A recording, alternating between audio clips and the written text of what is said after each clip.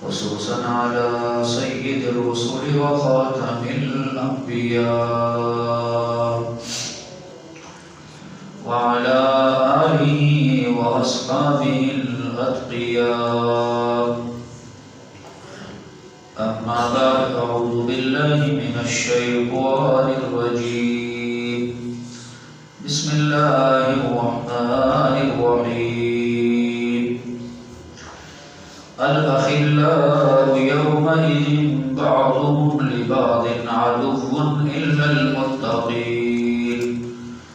صدق الله وصدق رسوله النبي الكريم. إن الله وملائكته يصلون على النبي يا أيها الذين آمنوا صلوا عليه وسلموا تسليما. اللهم صل على محمد وعلى آل محمد كما صليت على إبراهيم وعلى آل إبراهيم إنك حميد مجيد. اللهم بارك على محمد وعلى آل محمد كما باركت على إبراهيم وعلى آل إبراهيم إنك حميد مجيد. هزار بار بشویم دهن ز مشک و گلاب منوزنا میں تو گفتن کمال بے ادبیست. زباں پر مومنوں کے جب بھی ذکر تاجدار آئے تو اس کے بعد لازم ہے کہ ذکر چار یار آئے. ابو بکر و عمر عثمان و حیدر غضبان جب ہوں تو کیوں کرنا باغ مصطفیٰ میں ایک بہار آئے. ہم فخر سے کہتے ہیں ہمارے ہیں صحابہ، واللہ ہمیں جان سے پیارے ہیں صحابہ. وہ چاند جو روشن ہوا بطحا کی افق پر، اس چاند کے تابندہ ستارے ہیں صحابہ. قابل صد احترام برادران اہل سنت والجماعت، آج کے جمعۃ المبارک کے بیان میں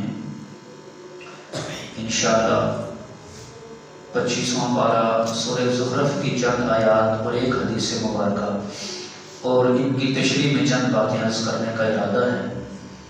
اللہ کریم ہم سب کو اپنے سچے دین کی سمجھ عطا فرمائے اور دین کے مطابق اللہ پاک ہم سب کو زندگی گزارنے کی توفیق عطا فرمائے. ایک دو باتیں تمہیداً عرض کروں گا تاکہ جس موضوع پر میں آپ رات کی خدمت میں گزارشات عرض کرنا چاہتا ہوں وہ سمجھنا آسان ہو جائے. دیکھیں، اللہ پاک نے یہ دو جہان بنائے ہیں، ایک دنیا کا اور ایک آخرت کا. دنیا کا جہان حکم ہے کہ رب کی مرضی کے مطابق گزار لو، تو جب تمہیں آخرت کے جہان کے اندر منتقل کیا جائے گا تو وہ تمہیں تمہاری مرضی کا ملے گا. دنیا کی زندگی رب کی مرضی کے مطابق گزار لو، رب چاہے گزار لو، تو آخرت کی زندگی، آخرت کا جہان وہ تمہیں تمہاری مرضی کے مطابق ملے گا. یہ بار بار یہ بات قرآن پاک میں بھی کہی گئی ہے اور پیارے رسول صلی اللہ علیہ وسلم نے بھی اپنی کئی احادیثوں میں اپنے پیارے فرمان کے اندر اپنی امت کو یہ بات بتائی ہے. بلکہ ایک بڑی جامع حدیث ہے، اس کے اندر آپ صلی اللہ علیہ وسلم نے اپنے ماننے والوں کو، ایمان والوں کو ایک سبق دیا ہے اور بڑے جامع الفاظ میں، مختصر الفاظ میں، کوئی لمبی بات نہیں فرمائی آپ صلی اللہ علیہ وسلم نے، بلکہ دو لفظ میں فرمایا الدنیا سجن المؤمن و جنت الکافر. دنیا مومن کے لیے قید خانہ ہے اور کافر کے لیے جنت ہے. اب دیکھیں، جب بھی کوئی بات ہمارے سامنے آتی ہے نا کسی آدمی کی بھی، خواہ وہ ہم اس کو کوئی بڑا عالم کہتے ہوں یا بڑا لیڈر کہتے ہوں یا کوئی بھی، تو ہر ایک کی بات کے دو پہلو ہوتے ہیں، ایک جو ظاہری ہوتا ہے اور ایک اس کا جو مخالف ہوتا ہے۔ تو یہاں نبی علیہ السلام نے فرمایا دنیا مومن کے لیے قید خانہ ہے، تو اس کا دوسرا پہلو نکل آیا کہ آخرت کی زندگی وہ مومن کے لیے قید خانہ نہیں بلکہ جنت ہے آخرت۔ اور آگے فرمایا کہ دنیا کافر کے لیے جنت ہے، تو اس سے دوسرا پہلو خود ہی سمجھ آ گیا کہ آخرت کی جو زندگی ہے نا وہ پھر کافر کے لیے قید خانہ بن جائے گی۔ کیا بن جائے گی؟ آپ رات کو سمجھ آ رہی ہے نہیں آ رہی؟ پھر جو حضرات علماء نے جو حدیث کی تشریح کی ہے نا اس کے اندر دو باتیں کہی ہیں کہ نبی کریم صلی اللہ علیہ وسلم نے جو فرمایا نا دنیا مومن کے لیے قید خانہ ہے اور کافر کے لیے جنت ہے، یہ دو اعتبار سے فرمایا ہے۔ یعنی دنیا مومن کے لیے قید خانہ دو اعتبار سے ہے۔ ایک تو اس اعتبار سے ہے کہ جیسے آپ نے دیکھا ہوگا کہ جو قیدی ہوتا ہے نا، جن لوگوں نے جیلیں کاٹی ہیں، آپ ان سے پوچھیں یہ بات، بالکل آپ کو یہ بات سمجھ آئے گی۔ یہ جو لوگ کچھ عرصہ جیل میں رہے ہیں قید خانے میں، جو قیدی ہوتا ہے نا تو وہ جیل میں اپنی مرضی نہیں کرتا، بلکہ وہ وہاں کا جو عملہ ہوتا ہے نا ان کے حکم کا پابند ہوتا ہے۔ جو دیا کھا لیا، یہ کہے کہ بھائی جو اے کھانا میں نہیں کھانا، تو کہتے بھوکا مارا، یہی بات ہے نا، ساڑھے کو دیا ہی ہے، جو دیا کھا لیا، جو کپڑے دیے پہن لیے، جتنے کہ وہ ایسے سونے ادھر ہی سو گیا۔ ایک بھائی جیل میں رہ کے مجھے بتانے لگے، کہتے ہیں کہ بعض اوقات ہمیں نیچے بچھانے کے لیے بھی کچھ نہیں ملتا تو ایسے فرش کے اوپر ہے جی تو لیٹ جاتے تھے۔ مطلب یہ ہوتا ہے کہ جو قیدی ہوتا ہے نا وہ کیا ہوتا ہے، وہاں کے عملے کا پابند ہوتا ہے، اپنی مرضی نہیں کرتا۔ تو یہ تشبیہ ہوتی ہے نا، تشبیہات ہوتی ہیں۔ تو رسول اللہ صلی اللہ علیہ وسلم نے مومن آدمی کے لیے فرمایا کہ دنیا مومن کے لیے قید خانہ ہے، مطلب کہ مومن آدمی بھی سچا مومن وہی ہے کہ جو دنیا میں اپنی من چاہی زندگی نہیں گزارتا بلکہ رب کی مرضی دیکھتا ہے یا رسول اللہ صلی اللہ علیہ وسلم کی مرضی دیکھتا ہے۔ غیر مومن کی تو بات ہی نہیں ہو رہی، منافق کی تو بات ہی نہیں ہو رہی نا، بات کس کی ہو رہی ہے؟ الفاظ میں بول رہے ہیں الدنیا سجن المؤمن، یہ نہیں کہا الدنیا سجن المنافق، جی کس کے بارے میں کہا؟ مومن۔ اور مومن کی آپ قرآن پاک میں کئی بار آپ کی خدمت میں عرض کرتا ہوں کہ نشانیاں ہم پڑھ لیں، سن لیں کہ وہ مومن کون آدمی ہوتا ہے جس میں یہ نشانی بھی پائی گئی فلاں فلاں فلاں، قرآن پاک نے کھول کر یہ باتیں بتائی۔ تو مومن جو سچا ہوگا نا وہ دنیا میں اپنی مرضی کی زندگی نہیں گزارے گا بلکہ وہ اپنے رب اور اللہ کے رسول صلی اللہ علیہ وسلم کی مرضی کو دیکھ کے پھر زندگی گزارے گا۔ ایک تو ایسے اعتبار سے فرمایا کہ دنیا مومن کے لیے قید خانہ ہے، اور دوسری وجہ فرمایا جو علماء نے اس کی آگے تفسیر لکھی ہے، حدیث پاکہ کی تشریح لکھی ہے، تو کہا کہ قیدی کو جیل میں جتنی بھی سہولتیں مل جائیں وہ قید خانے میں خوش نہیں رہتا، دل نہیں لگاتا۔ کیوں جی؟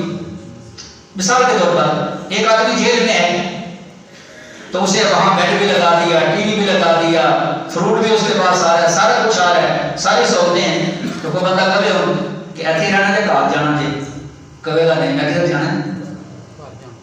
مطلب جتنی بھی سہولتیں اسے ملے نا قید میں جیل میں، جتنی بھی اچھی چیزیں ملیں، تو قیدی جو ہوتا ہے نا قیدی وہ اس میں اپنا دل نہیں لگاتا، دلی طور پر وہاں خوش نہیں ہوتا، بلکہ اس کی تمنا ہوتی ہے کہ جتنی جلدی ہو سکے میں یہاں سے نکل جاؤں، جتنی جلدی ہو سکے۔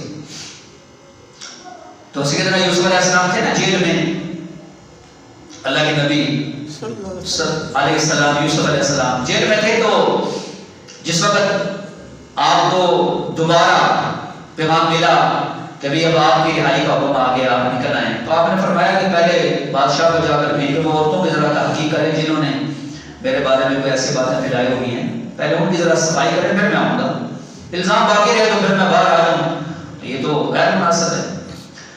تو خیر پھر وہ گئے اور سارے الزامات کی تحقیق ہوئی اور عورتیں جھوٹی ثابت ہوئی اور پھر یوسف علیہ السلام کو رہائی ملی۔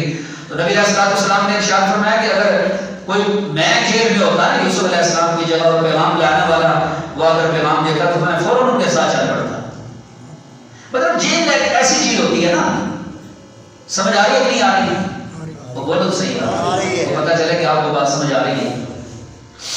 تو اس اعتبار سے فرمایا الدنیا سجن المومن، کیونکہ مومن آدمی قیدی آدمی جیل میں اس کا دل نہیں لگتا جتنی بھی سہولتیں اسے مل جائیں۔ تو ایسے فرمایا جو سچا مومن ہوگا، میں نے پہلے کہا یہ بات ذہن رکھنی، کون؟ جو سچا مومن ہوگا نا، دنیا میں خالی اسے جتنی بھی سہولتیں مل جائیں، اچھا گھر مل جائے، کھانے پینے کے وافر مقدار میں چیزیں مل جائیں، مال پیسہ زمین جائیداد مل جائے، لیکن سچا مومن دنیا میں دل نہیں لگاتا۔ سبحان اللہ، کون ہے یار سبحان اللہ؟ یقین کرو یہ ایسی پیاری بات ہے نا، یہ میں اپنی طرف سے نہیں کہہ رہا، یہ اللہ نے جن لوگوں کو علم عطا فرمایا انہوں نے حدیث کی شرح کیسی پیاری کی ہے، سبحان اللہ، کیسا نچوڑ نکال کے دے دیا۔ ورنہ تو حدیث میں وہ دنیا مومن کے لیے کیا کھانے ہیں، لیکن بات صاف نہیں سمجھ آئی، لیکن اللہ نے جن لوگوں کو علم عطا فرمایا انہوں نے کتنی پیاری وضاحت کی۔ اس سے اتنی بات سمجھ آ گئی کہ دیکھیں جیسے آدمی جیل میں ہوتا ہے نا، تو اسے اگر سہولتیں مل رہی ہوں، ساری سہولتیں جیل میں مل رہی ہوں، لیکن اس کا دل اس میں نہیں لگتا۔ اگر کوئی آدمی متقی ہے، پرہیزگار ہے، کوئی مومن سچا ہے، اس کے پاس اچھا مکان ہے، اس کے پاس کھانے پینے کے لیے اچھا سامان ہے، زمین جائیداد مال پیسہ ہے، تو اس کا مطلب یہ نہیں ہے کہ وہ مومن نہیں ہے، اس کا مطلب یہ نہیں وہ متقی نہیں ہے۔ کوئی نہیں سمجھا؟ وہ بولو صحیح، اس کا مطلب یہ نہیں وہ پرہیزگار نہیں ہے۔ کیوں؟ کہتا ہے کہ دنیا میرے پاس ہے، میں دنیا سے بھی گزرا ہوں، میں بازار سے بھی گزرا ہوں، لیکن میں نے ان میں دل نہیں لگایا۔ سبحان اللہ۔ اور اس کی نشانی کیا ہوتی ہے؟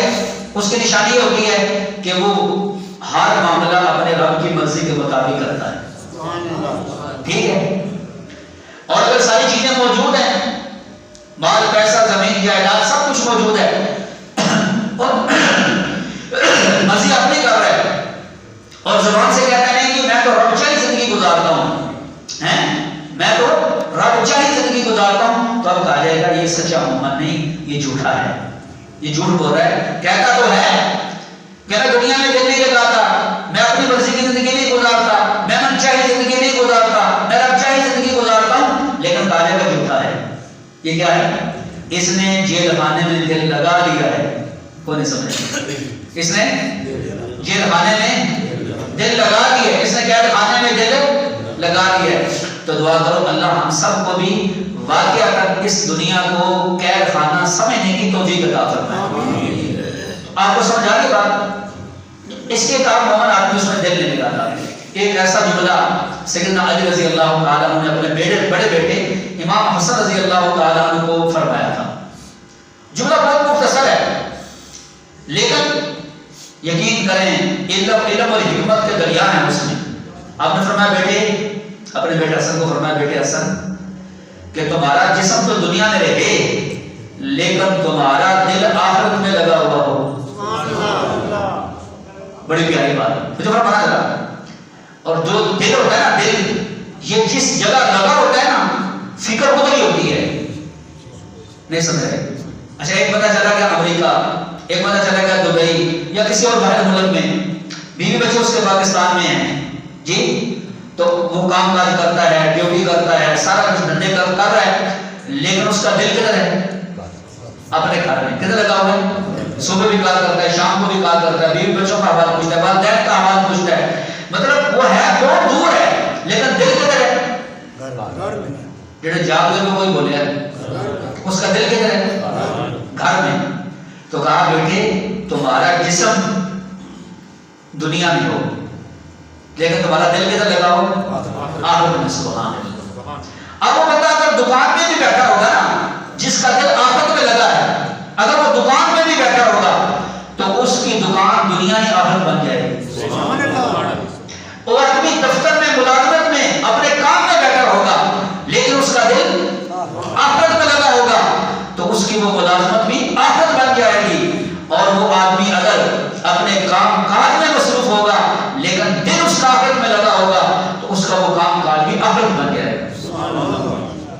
سب کو بھی آخرت میں دل لگانے کی توفیق عطا فرمائے۔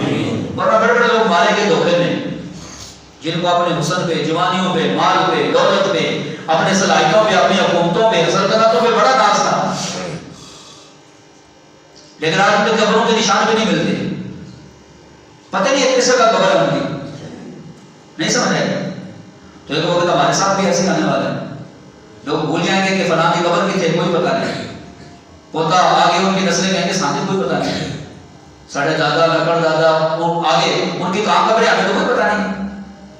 اللہ پاک ہم سب کو آخرت میں دل لگانے کی توفیق عطا فرمائے۔ تو میں عرض کر رہا تھا آگے جملہ ہے وَجَنَّةُ الْكَافِرِ، دنیا کافر کے لیے جنت ہے۔ کیوں؟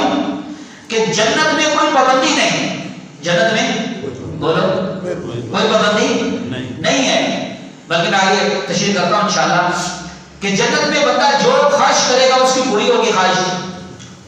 تو کافر کے لیے دنیا جنت ہے، کیوں کہ کافر اپنے اوپر کوئی پابندی نہیں سمجھتا جی، اس لیے جیسے جنت میں کسی پر کوئی پابندی نہیں ہوگی، کھانے پینے کے اعتبار سے، نفسانی خواہش پوری کرنے کے اعتبار سے یا باقی چیزوں میں کوئی پابندی نہیں ہوگی، تو کافر جو ہوتا ہے میرے بھائیوں وہ بھی دنیا میں اپنی مرضی کرتا ہے، رب کی مرضی نہیں کرتا۔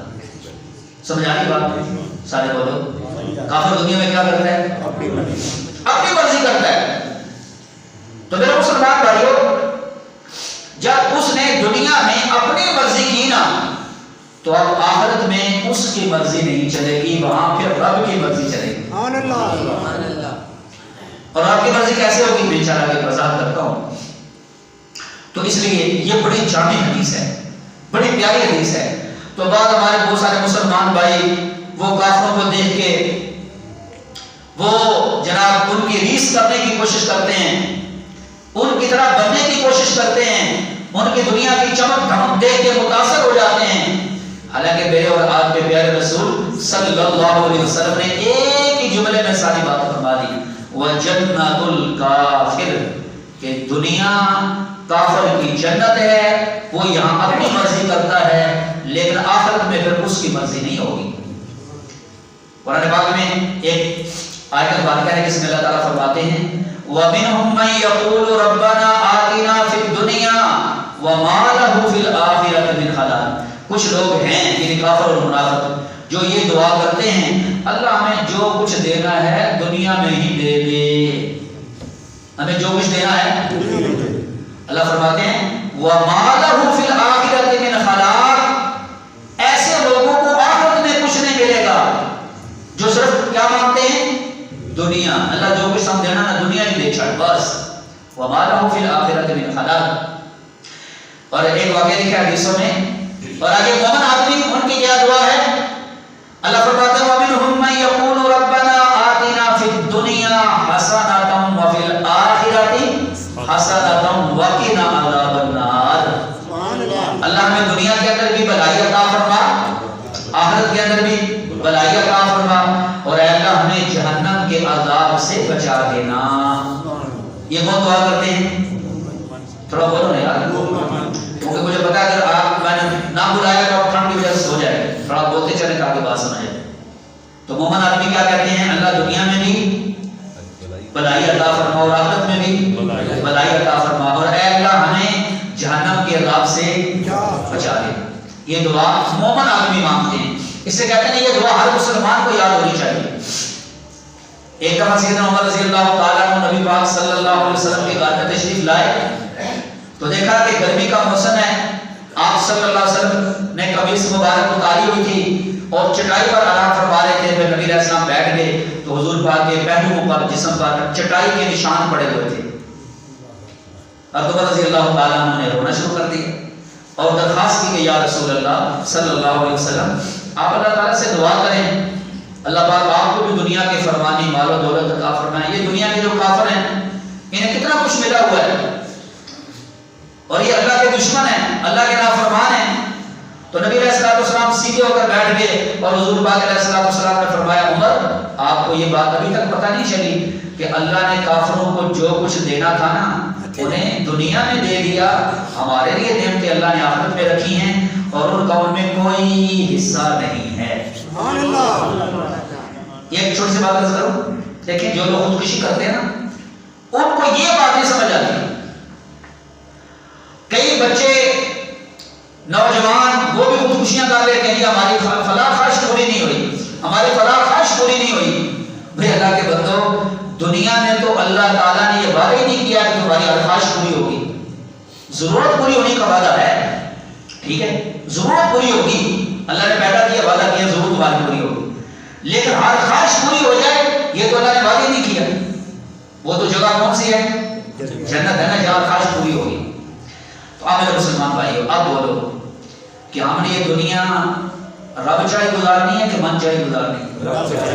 بولو سارے بولو، یہ فیصلہ آپ کر لیں، میں اور آپ سارے فیصلہ کر لیں، کیونکہ اگر یہاں رب چاہی گزار نہیں نا، اور آپ یقین کریں میں آپ کو کن لفظوں میں یہ بات بتاؤں کہ رب چاہی زندگی گزارنے میں کیا لذت ہے، کیا مزہ ہے، اور من چاہی زندگی گزارنے میں کتنی ذلت ہے، کتنی رسوائی ہے، کتنی پریشانیاں ہیں، اس میں کتنے دکھ ہیں۔ جی آپ یقین کریں، میں اللہ کے گھر میں بیٹھا ہوں، کئی لوگ ہمارے پاس آتے ہیں اور جنہوں نے شادیاں غیر شریکی ہوتی ہیں بعد میں روتے ہیں آ کر کہ سارا تے قرض ہی پورے نہیں آتا، سب کوئی تمیز نہیں، کوئی وظیفہ دسو، اسی تے ذلیل ہو گئے ہیں، نہیں سمجھ آئی؟ مطلب اپنی مرضی کی نا، کیا کی؟ اپنی مرضی کی، پریشانیاں ہیں، اتنی ذلتیں، اتنی رسوائیاں، یہ کیوں کہ رہتے رب کی زمین پر ہیں، کھاتے کس کا ہے؟ بولو بولو بولو، نعمتیں کس کی استعمال کرتے ہیں؟ رب کی، لیکن کہتے ہیں زندگی ایسی اپنی مرضی سے گزارنی ہے، من چاہی گزارنی ہے۔ جب من چاہی گزاریں گے نا بھائیو، پھر اس دنیا کو بھی اللہ پھیکا کر دیں گے، کڑوا کر دیں گے، جی اس دنیا کو بھی اللہ پریشانیوں سے بھر دیں گے۔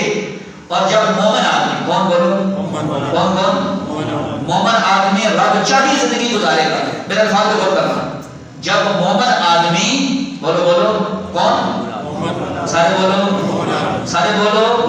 جب مومن آدمی رب چاہی زندگی گزارے گا تو اللہ کریم اس کی اس دنیا کے اندر بھی برکتیں بھریں گے، رحمتیں بھریں گے، اللہ اس دنیا کے اندر بھی سکون عطا فرمائیں گے، اور آخرت کے اندر بھی کہا جائے گا آپ اپنی مرضی کی زندگی جیو۔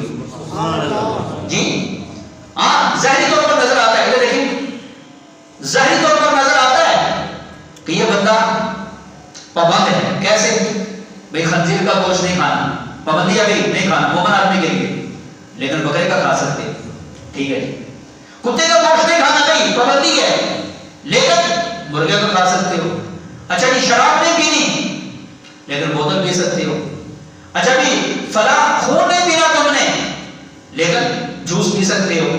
بقی دیکھیں ذرا، مومن آدمی کے لیے کچھ پابندیاں ہیں، کچھ چیزوں کی اجازت ہے، نہیں سمجھے، کچھ حرام ہیں، کچھ حلال ہیں، پابندی نظر آتی ہے، لیکن یہ جن سے منع ہو رہا ہے اور جن حلال چیزوں کو استعمال کر رہا ہے، اللہ ان حلال کے اندر ہی اس کے لیے سکون رکھ دیتے ہیں۔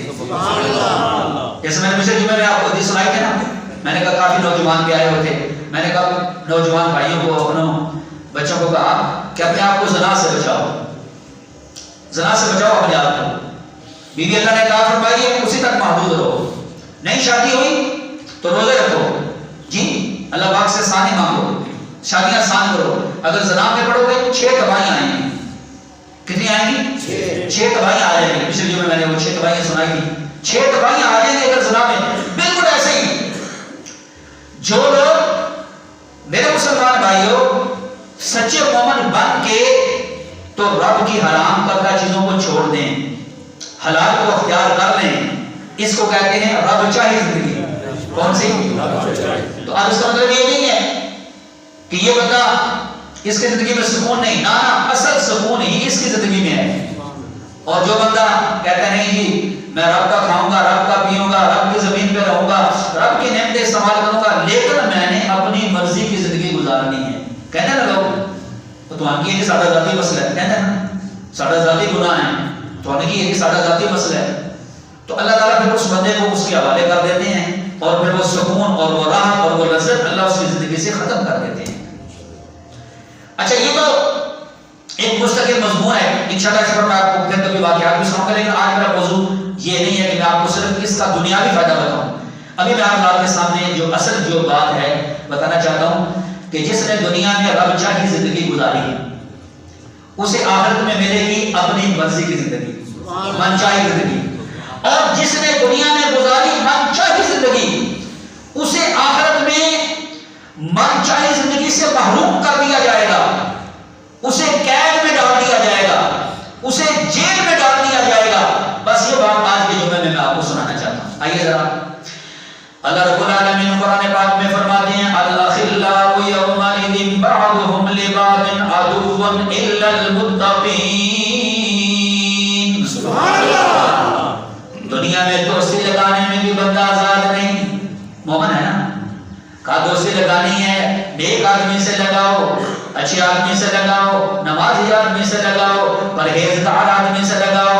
دنیا میں جو آدمی غلط کار ہو، سیاہ کار ہو، جس کا عمل غلط ہو، جس کا نظریہ غلط ہو، جس کا عقیدہ غلط ہو، اس سے دوستی نہیں لگانی۔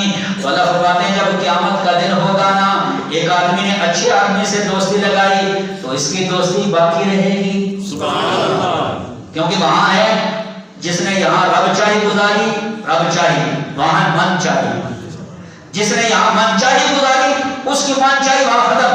تو اللہ فرماتے ہیں دوستیاں لگانے والے ایک دوسرے کے دشمن بن جائیں گے۔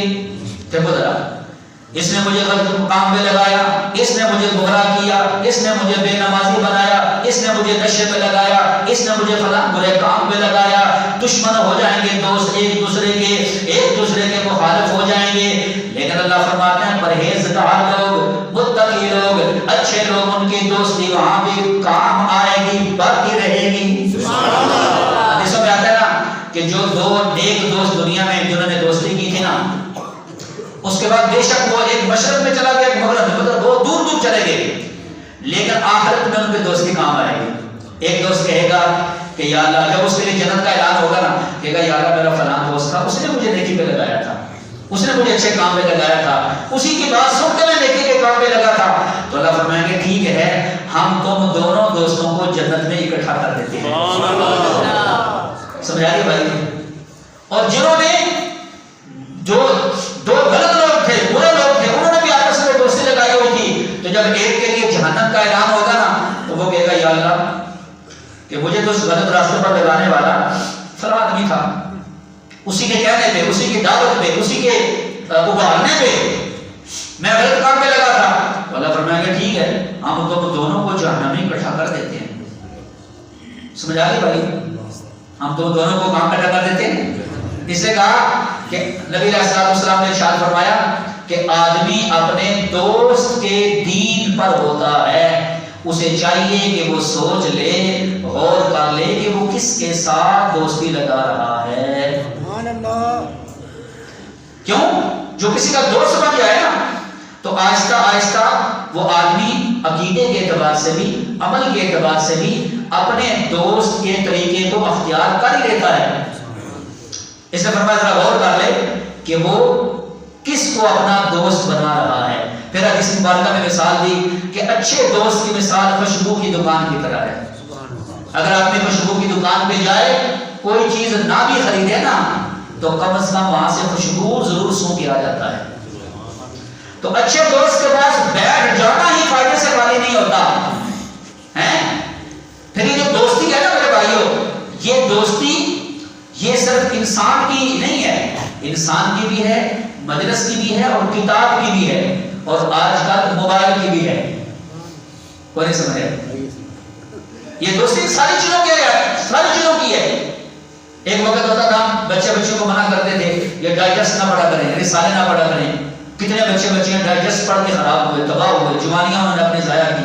جی اب ہم بچوں کو کہتے ہیں موبائل غلط یوز نہ کریں، یہ بھی آپ کا دوست ہے، آپ کی جیب میں پڑا ہوا ہے، ہاتھوں میں آپ کے ساتھ ہی ہے، نہیں سمجھ رہے؟ جہاں بھی آپ جا رہے ہیں موبائل آپ کے پاس ہے، تو لہٰذا اس کا غلط استعمال نہ کریں، یہ بھی آپ کا دوست ہے، نہیں سمجھ رہے؟ تو فرمایا برے دوست کی مثال آگ کی بھٹی کی طرح، تندور کی طرح وہاں بندہ جائے کھڑا ہو جائے تو بے شک روٹی نان نہ بھی لینا ہو لیکن دھواں تو پڑتا ہے کہ نہیں؟ آگ کی تپش تو پڑتی ہے نا تھوڑی بہت. تو برا جو آپ دوست ہوتا ہے نا تو اگر بندہ اس کے ساتھ شریک ہو کے برے کام کے اندر نہ بھی استعمال ہو لیکن اس کے پاس بیٹھنے کی جو برے اثرات ہوتے ہیں وہ آپ کے پاس لازمی ہوتے ہیں. تو اس لیے فرمایا الاخلاء یومئذ بعضهم لبعض عدو الا المتقین. جنہوں نے دنیا میں رب کے حکم کے مطابق نیک لوگوں سے دوستی لگائی ان کی دوستی قائم رہے گی باقی دوستیاں ٹوٹ جائیں گی.